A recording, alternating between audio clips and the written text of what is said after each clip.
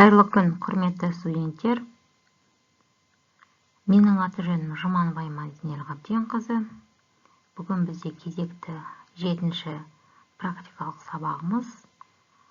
Тақырыбы Қазақстан Республикасы мемлекеттік құрылысының қалыптасуы.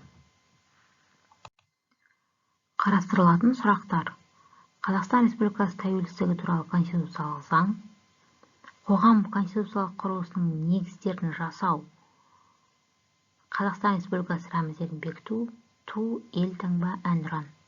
1993 жылғы және 95 жылғы Қазақстан Республикасының конституциясы, биліктің негізгі 3 тармағы президент, парламент және үкімет. Әдебиеттер тізімі берілген алдыларыңызда. Конституция 1993. Қазақстан Республикасының алғашқы конституциясы 1993 жылы 28 қаңтарда Жоғары кеңестің 9 сессиясында қабылданды.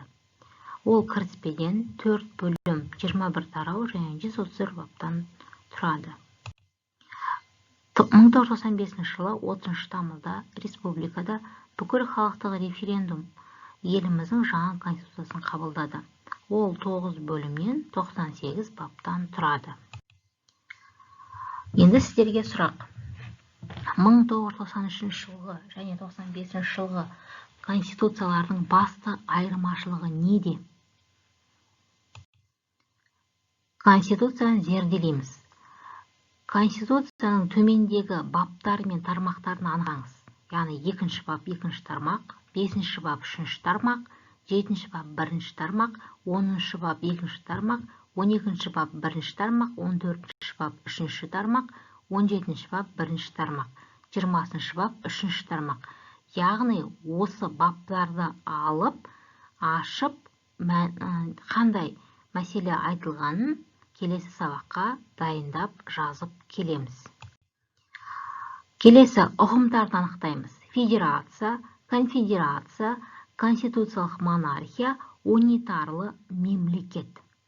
Яғни ұғымдарға түсініктеме жазасыздар. Қазақстан Республикасының билік органдары. Президенттік басқару түріндегі демократиялық, құқықтық, унитарлы, зайырлы мемлекет болып табылады екен Қазақстан Республикасы. Республиканың 3 билік тармағы бар: атқарушы, заң шығарушы және сот биліктері. Атқарушы билік. Президент. Қазақстан Республикасын президент басқарады.